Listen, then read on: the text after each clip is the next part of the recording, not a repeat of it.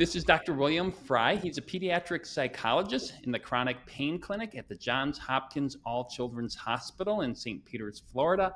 He specializes in non-pharmacological treatment for patients with acute and chronic pain conditions and provides skill-based interventions for simultaneous psychosocial concerns.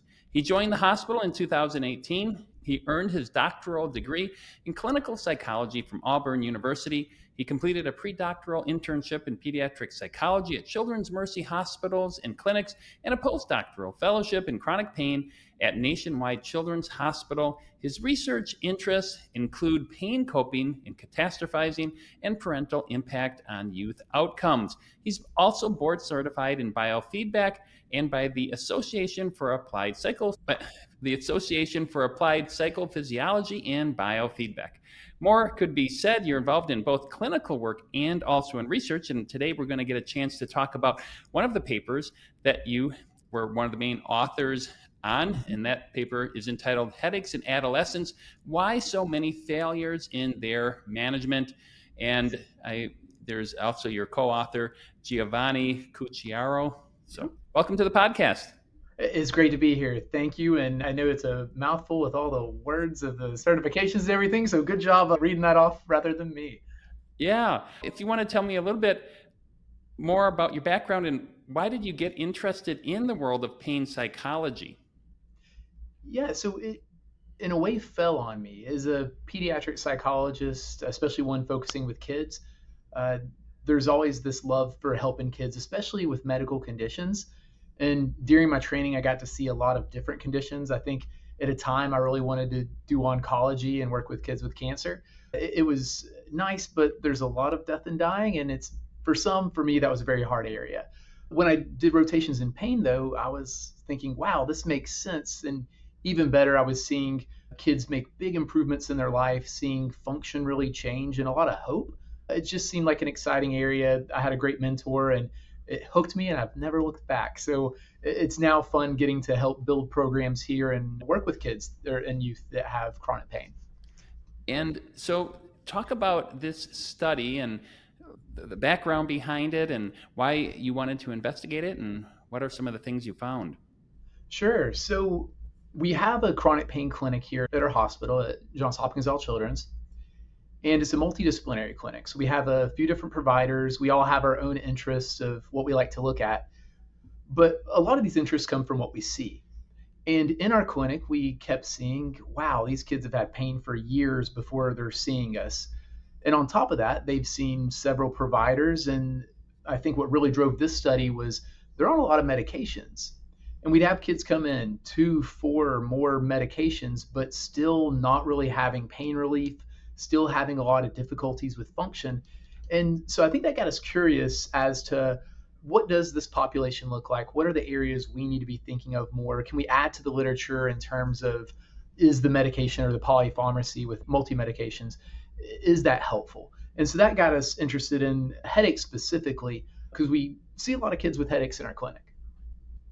Yeah, so looking at this, can you give an overview of some of the key findings from this study and what surprised you most about the results?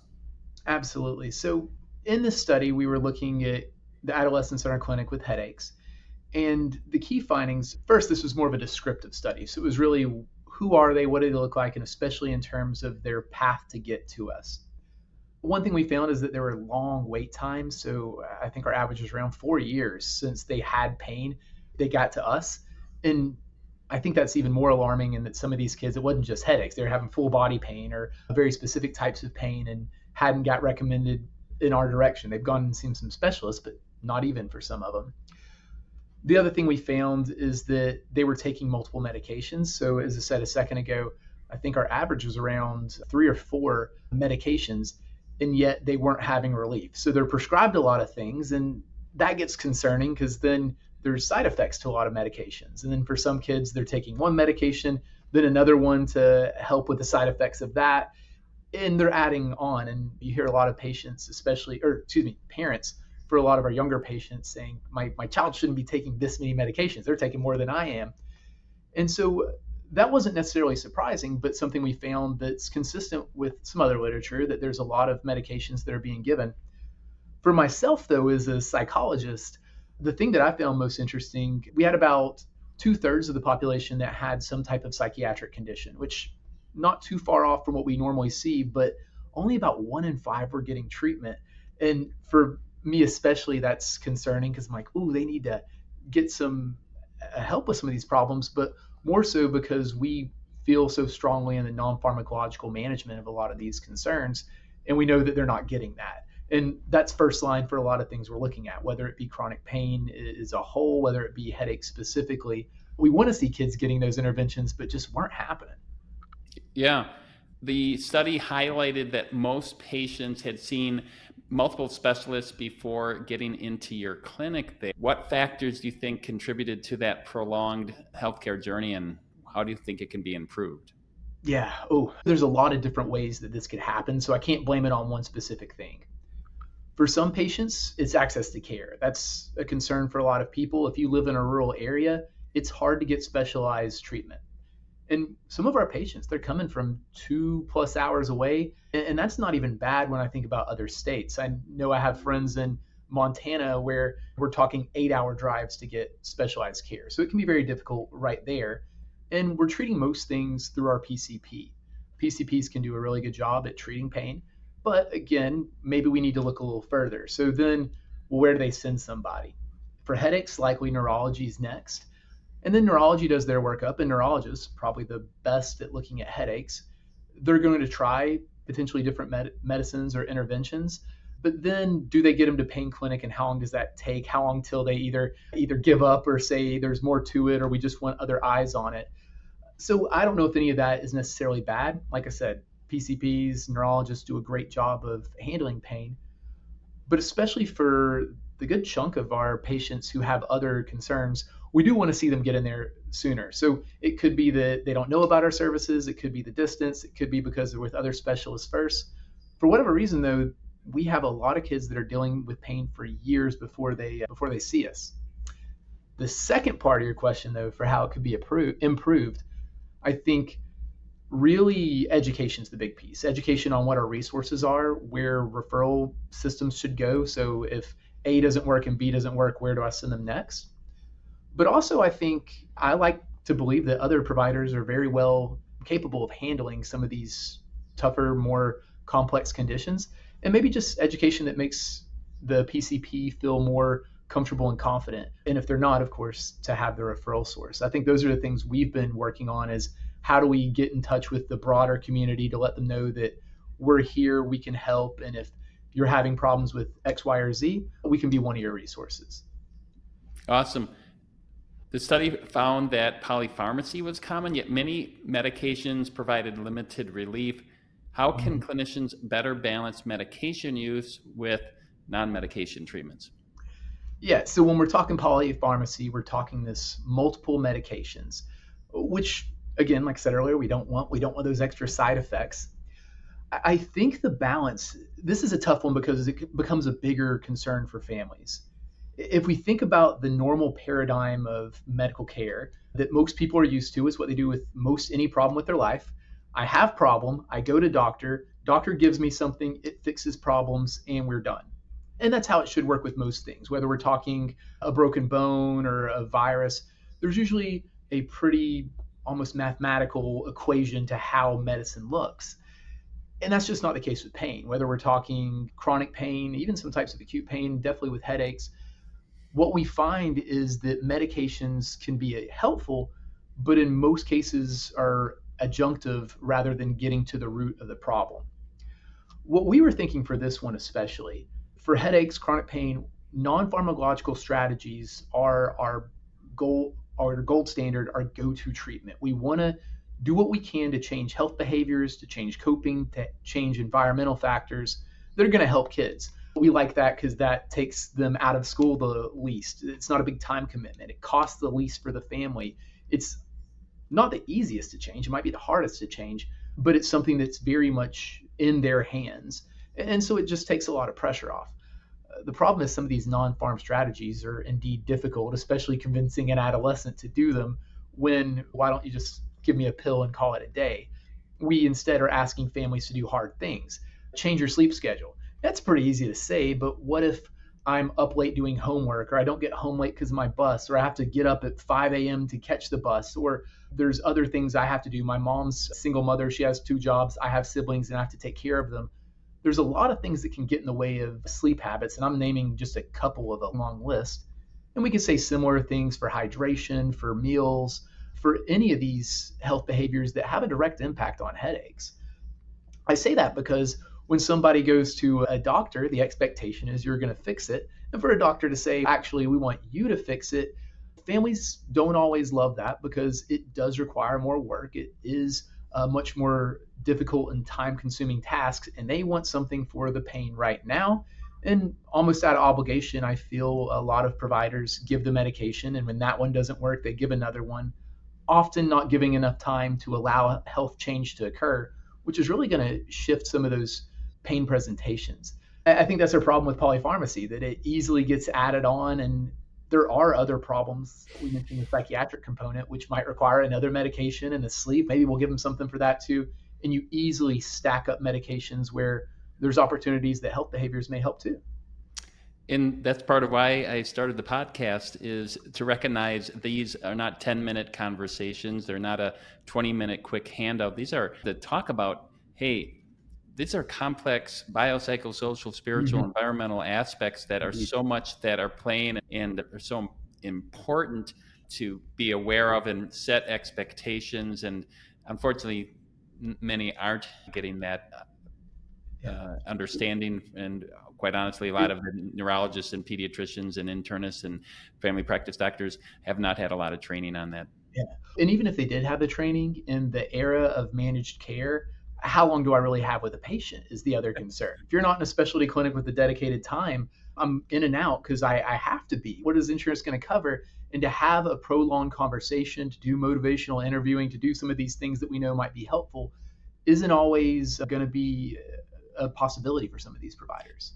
And when I do have that extra time, and I try to and get extra time or go into my lunch hour, often people, when you explain all the complexity, often they think they sometimes leave overwhelmed and satisfied in some sense because they're recognizing this. I had an adult patient the other day who was sharing with me some of these symptoms and complexity as all of them had. And yet, as I started to hear more of her narrative, some of these fibromyalgia symptoms also co-occurred when her husband was having alcohol problems and coming into the house, and the stress, and ended up leading to a liver transplant and then a subsequent death. And you realize all of those in kids. There might be, okay, there's a divorce, there's unemployment, there's stress, there's all of these other factors that are so important to play a role and recognize that. One of the questions is, the study revealed high rates, and the study showed nearly 30% of patients were ultimately diagnosed with fibromyalgia or amplified musculoskeletal pain syndrome. How can healthcare providers improve identifying these conditions earlier in a patient's journey? Yeah, and this one might be back to the education piece. I think sometimes when you go to a specialist, looks through their lens and that's all they're looking for. For instance, a neurologist, you come in, you're talking about headaches, they're treating the headache, they're focused on the headache. A thorough assessment potentially can unveil some of those concerns, which then allows for the proper referrals or recommendations. I think though also the education again that, hey, here are these conditions, here's how we diagnose them, here's what the treatments are, and being able to start a patient on their way with education, with resources, with some recommendations on those. I think that's the big thing, is comfort. The big one that I've been doing a couple talks around our hospital about recently is functional neurological disorder, a different condition, of course, but a lot of neurologists are hands off on that. They say, oh, this is something I don't like to touch or mess with. But it's all because of discomfort. Once they get a better feel for it, once they've seen it a couple times, can talk about it a little bit more clearly with families and explain it, they start feeling much more comfortable. I like to think that AMPS and juvenile fibromyalgia are very similar.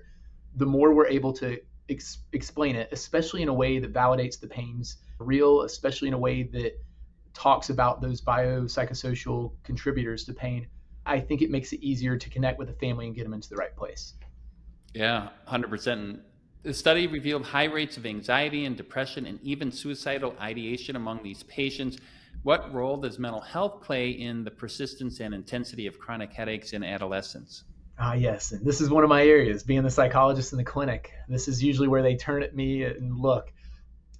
First, AMPS, juvenile fibromyalgia, chronic headaches, they are not mental health conditions. And whenever I talk about the biopsychosocial model, I do have to highlight that it is not the psychological model. There's other things involved, and there needs to be a marriage between that because yes, any of these mental health concerns are going to play a role on the body. We know it really well. Colloquially, we talk about I had a rough day and I had a stress headache, or my body's feeling this way or that. People know this exists. It's much harder to come to that conclusion though when it is our child. It's something that, hey, they have a real problem. You treat it like a real problem. Don't talk about mental health. Let's just talk about their head. But in reality, there's so many things that do affect it. So I'm not a believer that anxiety or a trauma or something purely causes any condition of pain. It's not that you have this terrible thing happen and therefore headaches come. It's a mixture of things. It's your genetics, it's your environment at home, it's your social group, how people respond to you, it's your health behaviors. It's a lot of things mixed in a pot. And yeah, out of that biopsychosocial, one of those circles might be much bigger than the others, but we still have to acknowledge that all of these are occurring and that real changes happen within the body, within the nervous system, within the, whether we're talking the central or the autonomic nervous system, with literally how nerves fire, with how blood moves, with how brain activity occurs, that something real is happening. Now, I say that because the question is asking about mental health. Does it play a role? Absolutely. It can be triggering for pain. It can maintain pain because it keeps the body so ramped up. And it can just be hard to treat pain. If I'm anxious about my pain and that there's something underlying that's dangerous that you missed, well, it's going to be much harder for me to engage in the treatments. If people are saying, okay, you need for the headache, I'm going to be thinking the medication's not working, this must be bad, that this is something more dangerous. I'm not going to focus on the health behaviors. If I'm depressed, it's harder to do the health behaviors. It's hard to take care of yourself when you're feeling depressed or hopeless or life is really switched because of your pain. And so all these just complicate the presentation that we see, which is part of why this multidisciplinary approach, tackling headaches and chronic pain from a lot of different angles, is typically the best. And why I would also say that the medicine's helpful, it's adjunctive, but we got to do all those other, I wouldn't call them little things, but all those other things to help as well. This wasn't one of the questions, but I'm sure you have heard of, and it's interesting, you're talking about emotions and trauma. Dr. Sarno for decades wrote a book about the mind and how the emotions, almost sigmoid Freudian, Yeah. you have to, it's the emotion in a sort of way. And I'm actually planning a episode with that.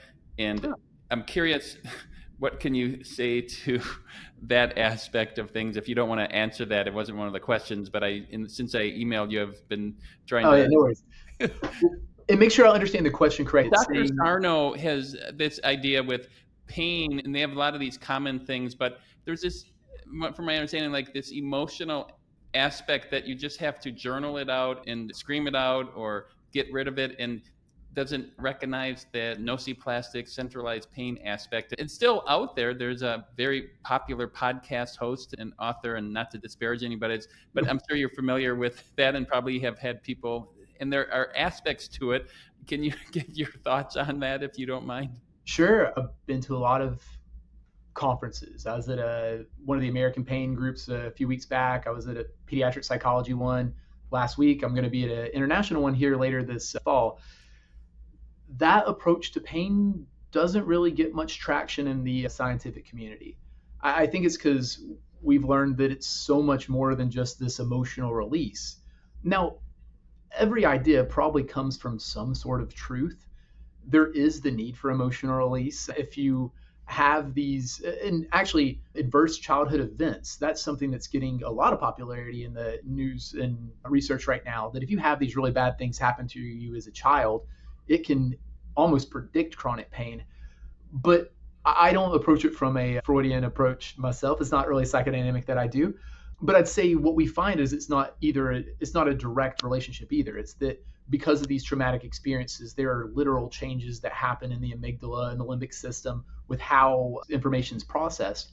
So there's literal changes that happen at a young age to the system, and that's probably more what carries it there. So I don't give it a lot of stock myself. When I do therapy, I usually take a cognitive behavioral therapy approach or a acceptance and commitment based therapy, where we're really thinking about how do we change these thoughts or work with ourselves so that we can function better and get to live in life. It doesn't have to be screaming involved.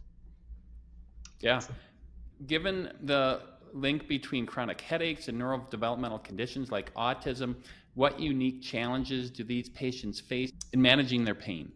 Sure. What a timely question, too, just with all the things going on in the news right now about autism.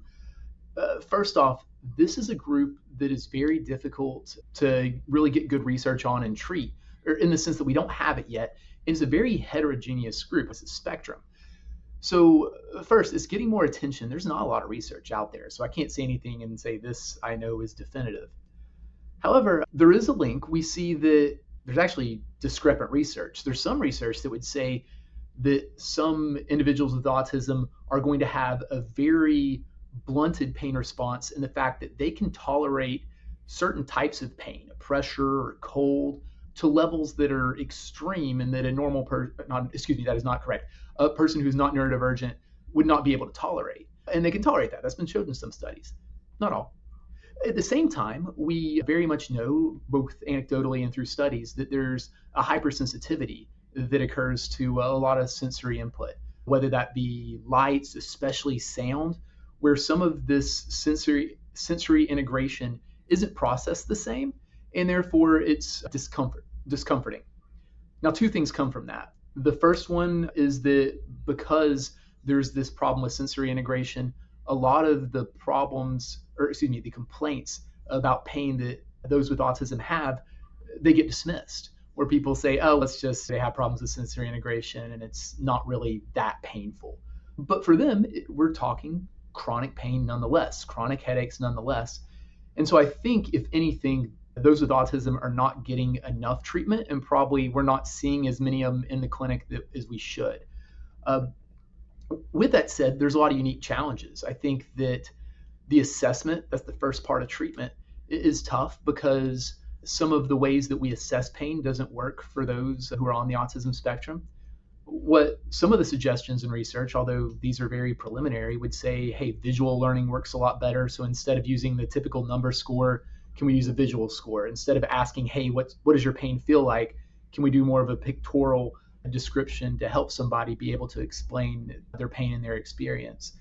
So that's where we're at right now. I think the very limited research that is out there is saying that with the general population or those with autism, the same recommendations are going to work overall. So we can still do the same medications. I know part of what we're talking about isn't to use medications, but there's no recommendation against, and to still use the coping skills, the self-regulation, the CBT, the biofeedback, the same types of interventions that would help anyone with headaches are still appropriate for those with autism. The thing to be very specific about, though, is because it's such a spectrum, we have to do it very individualized and very tailored to work with what that person can use, working with their cognitive level, their ability to function, their own sensory processing, and then come up with something that's going to work for them. Yeah, and I think that is that unique tailoring. Somebody, you may say, hey, you need to get out, and tailoring even what kind of exercise and activity. It might be more quieter, less sensory, right. Having that and getting the support, recognizing that's what they need. And Absolutely. Other things like, hey, if a dog helps them relax, and the support animals, and all of that is so important, and so much more could be said. We talk about a lot of that on the podcast here. All right. The study emphasized the value of a multidisciplinary care, yet none of the patients had seen a pain specialist before arriving at the clinic. What unique benefits does a multidisciplinary team provide in these complex cases? Now, I can't say enough that I do believe that a PCP or a neurologist can do a great job at handling these conditions, and oftentimes do. I imagine there's plenty of patients we never see because they're handled by their primary or the next specialist that they see. With that said, the advantage to the multidisciplinary, I think the first is just having, at least in our clinic, an assessment where you're getting different disciplines looking at something. For instance, I'm a runner. If I wanted to get faster, I could get a running coach, and likely that would help. But what if I not only had a running coach, but I had somebody that specialized on nutrition, and I had somebody that was helping me out with my stretching, and had somebody that was helping me out with other ways to rest my body or to recharge? I'm going to get a lot more out of it and have stuff that the coach doesn't have time for, or doesn't, maybe it's not their specialty. The multidisciplinary works the same way. If we have a physical therapist looking at them from one aspect about conditioning, flexibility, stabilization, things of that nature, a psychologist really looking at this biopsychosocial framework in a different way, or maybe honing in more on emotions or responses that they have, an anesthesiologist or a physiatrist, or there's all types of setups to multidisciplinary clinics. I think you get more perspectives, which form a more whole picture, which then allow you to give recommendations that are really going to address all these aspects that come together to make pain. And the more we can address all those aspects, we'd expect that means more ways that we can chip away at that response that they're having. I'm a huge fan of the multidisciplinary team environment. Our problem is they're few and far between. If I wanted to go to another one that specialized in youth from here, I would have to drive 2 hours at very least. And I'd say that true multidisciplinary clinics, there's probably less than 5 in the state of Florida, which is one of the bigger states. Yeah. Non-pharmacologic strategies are crucial when managing chronic headaches and chronic pain. For those who aren't able to get to that, or maybe aren't quite at that severe level yet, or maybe they're intermediate and we don't want them to get to the severe level, what are some practical approaches that parents and patients and caregivers can implement at home?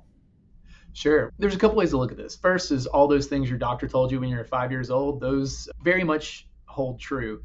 And they're the hardest. That's the health behaviors. It's to eat your 3 meals. It's to get for my teens, probably 8 to 10 hours of sleep, to be able to drink 80 ounces of water, maybe more, to be able to exercise daily, to be able to do things to relax and calm your body, which are tough because kids have lives, kids have things going on. And for some, it's that for whatever reason, they're not doing much at all and they're not doing those health behaviors. For others, they're doing way too much. We fall in different camps, why we need to individualize it. But it would be doing those basic behaviors and getting those in line. Really thinking about what has the body off balance.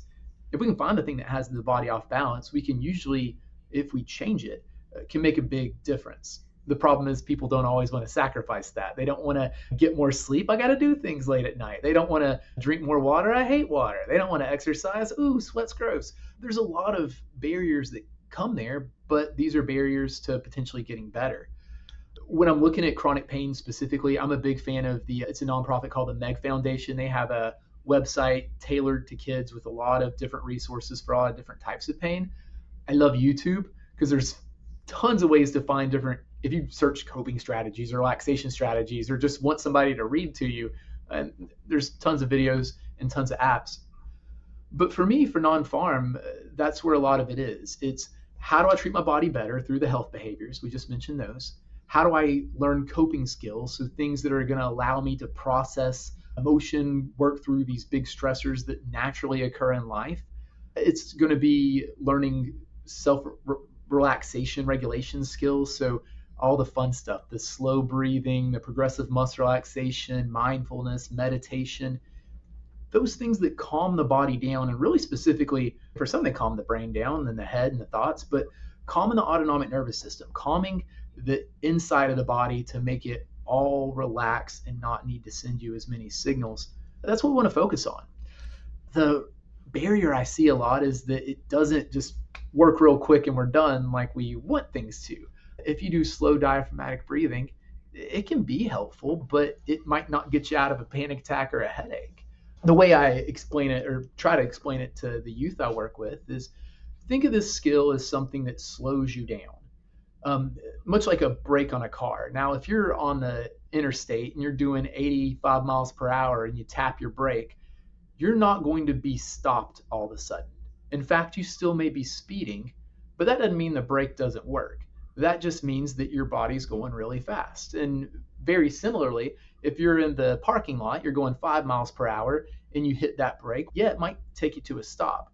So these skills like diaphragmatic breathing, these relaxation skills, they're not meant to just take the car from full speed to nothing. But if done when the body is still slowly building up in the stress response, when done at times where you're still somewhat calm, they can keep you at that lower level. And so it's a skill that's more proactive than reactive, but it still physiologically can have a change. A hard sell to a lot of people, but for non-pharm, it's one of the best. And sleep is so important. And I don't know if you can, off the top of your head, say what percent of the patients that are coming to you have that is out of a line, shall we say? When I find the needle in the haystack where they're getting good sleep, we cheer. It's hard. Being a teen, there's a lot of things, and even more so now than when I was a teen. Goodness, there's so many things that are going on late night that kids just aren't getting a good sleep. And here, I think the schools even start earlier than when I was growing up as well. But if we got kids that are going to school 7:20, they're getting up at 6, 5 a.m. to get ready. Yeah, you're gonna have to go to sleep at about 8 p.m. to get your 9 p.m. to get your sleep that we would recommend. They're not getting close, or they're staying up too late and still sleeping in, but not getting there. Sleep is one of the worst offenders in terms of health behaviors, and there's usually reasons for that. Now the tough thing is, what do you tell a kid who has to make the bus super early to go to bed at 7 every night? A high schooler is not going to do that. What are you going to tell somebody who doesn't get home from sports or whatever they're practicing till 11 at night, and then they have to do homework? They may not say, I'm going to quit my sport and do homework earlier. That's not reasonable. So then for everybody, it's not practical to change all of sleep, but it's how do we keep it as consistent as possible? When you do get home, how do we calm your body down as fast as we can so you can go to sleep? How do we try to get as much as we can and then practice good sleep hygiene when you can't? But no, I would say easily 80 to 90% of the patients we see, sleep is off. And if it's not that they're getting 6 hours of sleep a night, it's that they can't get up out of bed because of their pain or fatigue or poor sleep habits, and they're getting 12 hours of sleep, which is too much on the other end. So it's one of the things that for most everybody could benefit them to improve.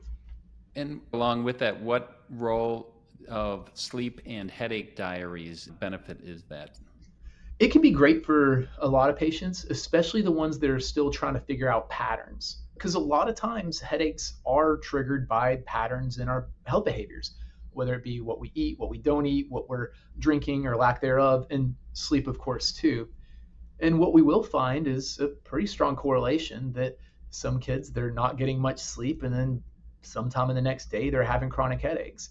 Now, the problem I run into, honestly, is that by the time I'm seeing them, they're already having headaches all day long, or their sleep's already very, let's just say, not good. They're getting 4 or 5 hours. They're getting really segmented sleep. So they can be somewhat helpful. What I really want to focus in on with the headaches is, hey, if you're changing some of your health behaviors, are we seeing a decrease, or are we seeing them last longer, so intensity or frequency? As well as if it's sleep, hey, you were sleeping 4 hours a night, can we get you to 4.5, 5, or can we start, if we're trying to change your circadian rhythm, get it more consistent? So they definitely play a role. I think that tracking helps with motivation. It can be rewarding when you see improvements occur. So yeah, both strategies can be helpful to take a look at it and understand your body better.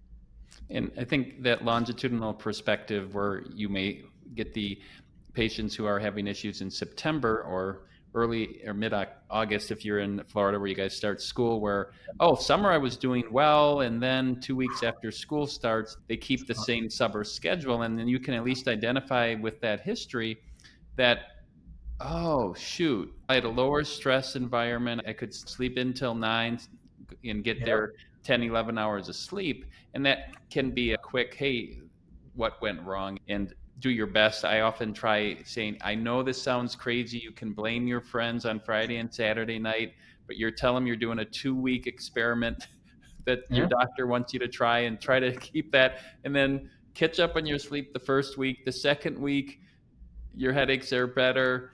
And then you can decide, is it Yeah. worth the social cost, or is the benefit of less pain and headaches, but it gives, especially as kids have autonomy in middle and high school level. Yeah. It's much more tough when they have the autonomy. And I can't say that when I was a senior in high school, I was doing great with sleep coming off the summer.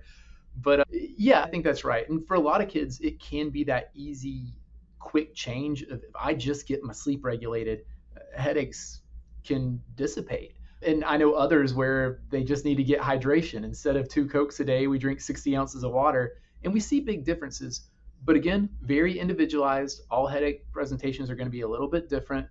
But yes, that sleep is one of the biggest ones because sleep is so important for your body's recovery. And these are all interlinked. All of these Mm, are so multi bidirectional directional interactions that we have caffeine withdrawal headaches because they're not yep, getting sleep. So then they're having caffeine and the energy drinks to keep awake during the day.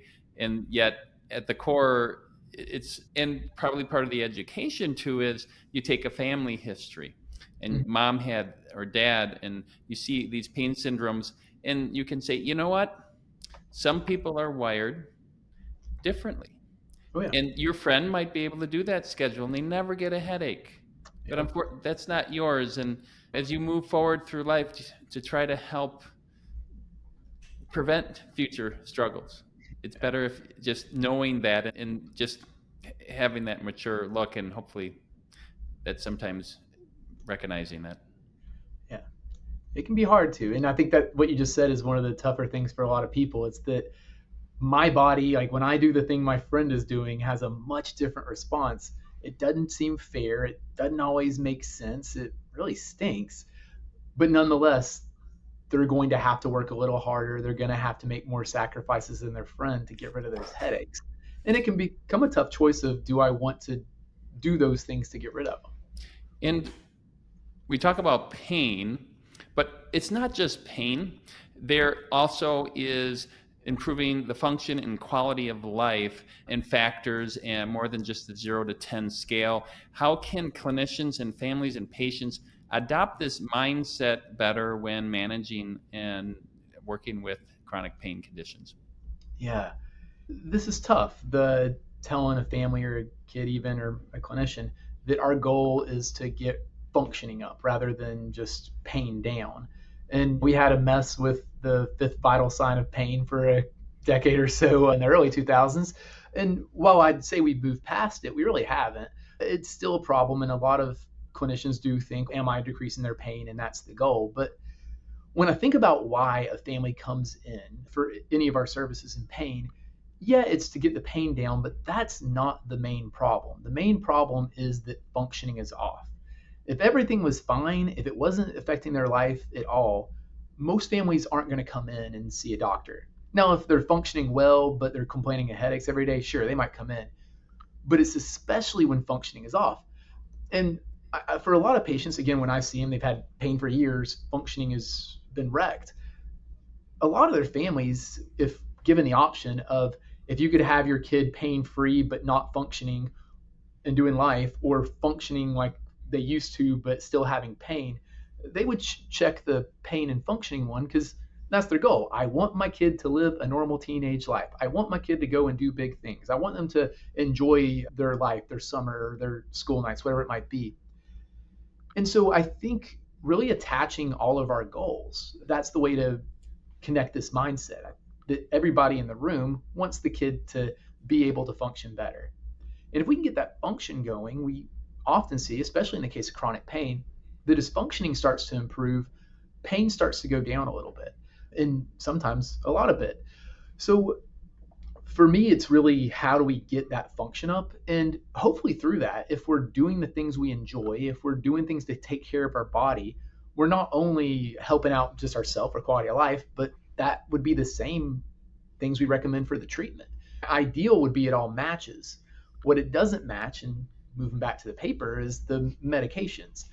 The medications can help sometimes. For other times, they can be a bandage. For other times, they don't really do much at all.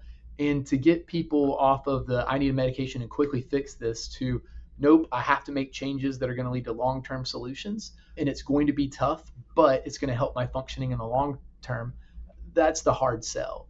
But that is what we find for most people. So if we can help, again, make it so we have a goal of functioning, we have somewhere we want to be, and slowly support the kid to get there.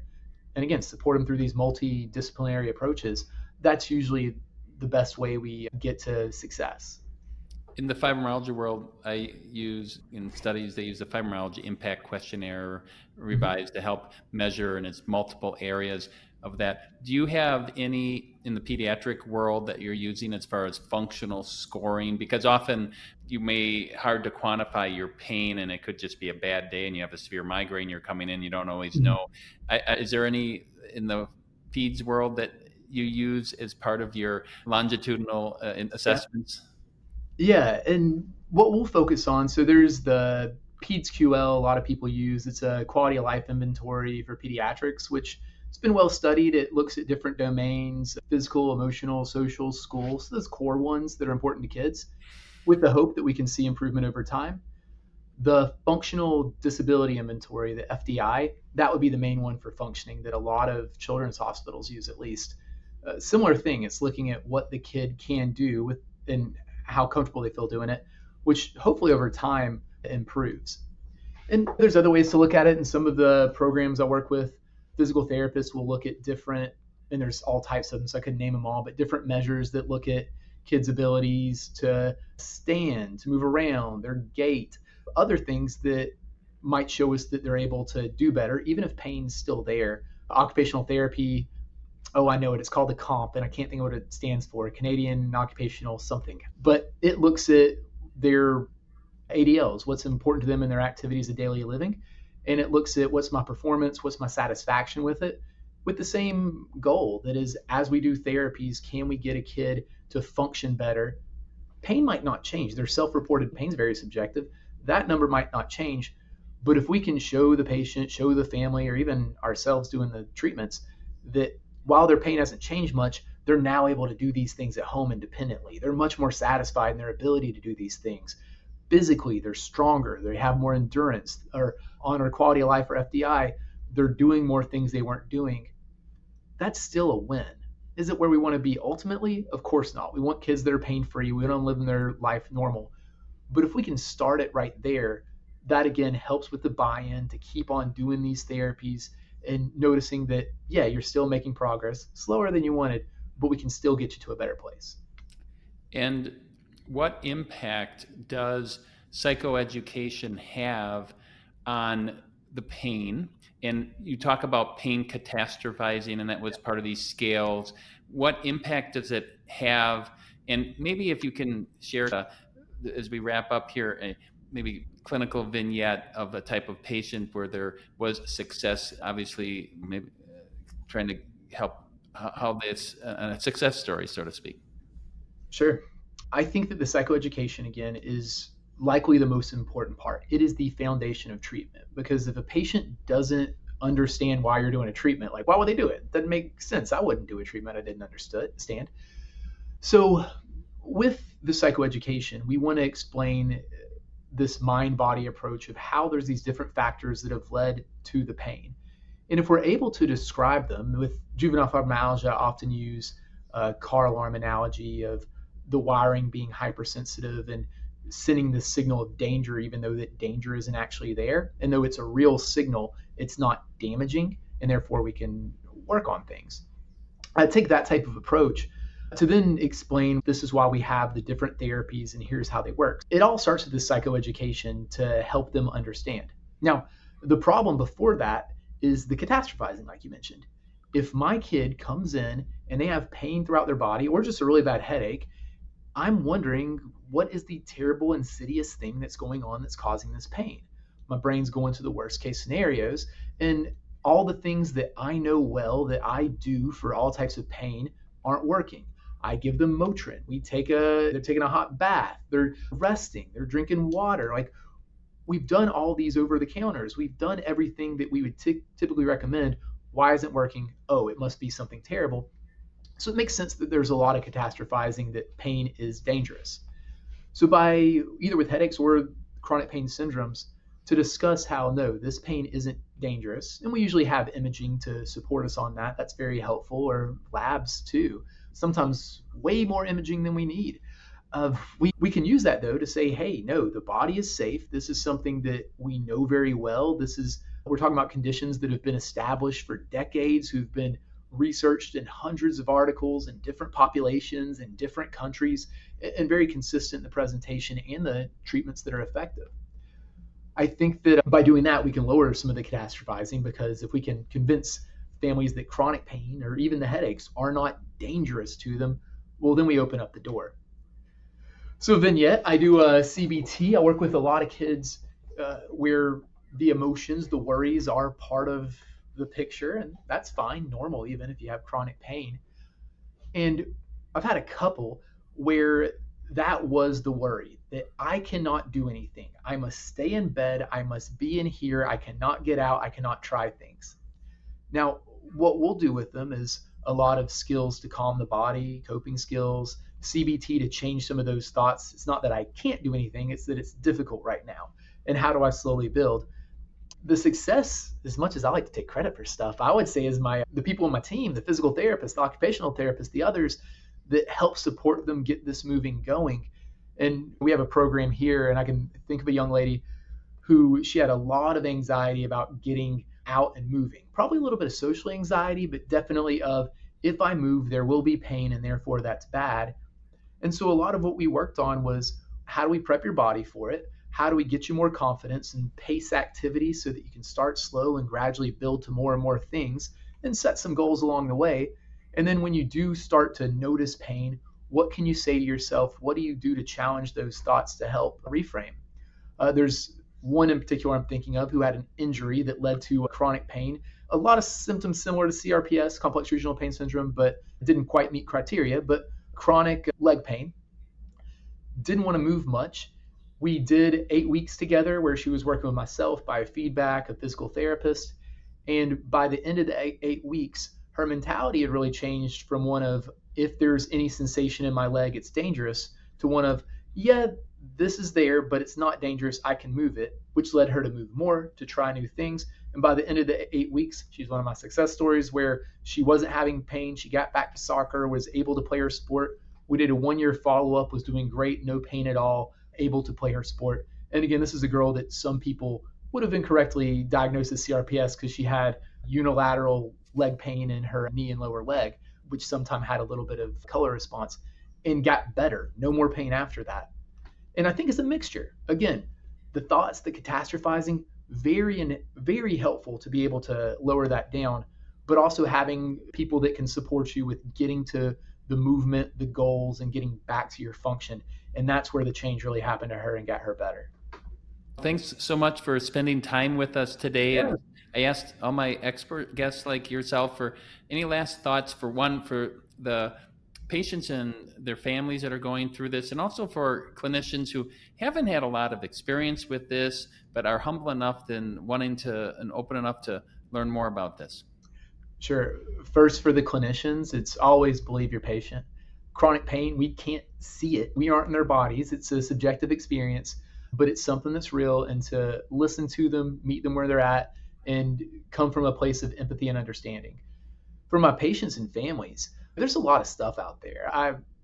My fiance is on TikTok and looks at all types of stories, and there's a lot of bad information out there, unfortunately. A lot of people that their life has become such that they've given up hope, and maybe rightfully so. Everybody has their own story. What I'd say though is that there is hope, that I have seen people with chronic pain, all types of conditions across the spectrum of chronic pain conditions, get better, and better to the place where there is no more chronic pain. It's done, it's finished, it's gone. And so I would tell people to not give up, that there's other ways to go about it. There's other providers, there's other programs, there's more intensive things you can try.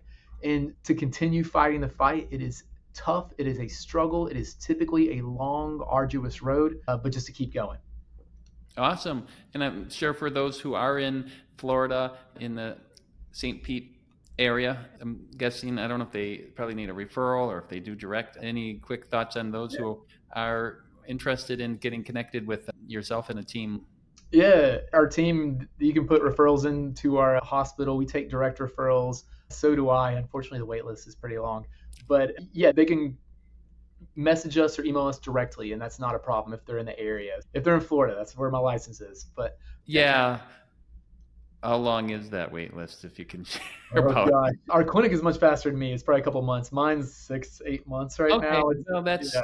I was thinking close to a year for sometimes Oh, it's hard thankfully to not. get. So maybe par with a lot of places in the country Sure. where there aren't as many people and trying to accelerate getting people connected with that. Thanks so much for spending your time with us. Of course. And thank you so much for having me. It was wonderful getting to chat with you. Yep.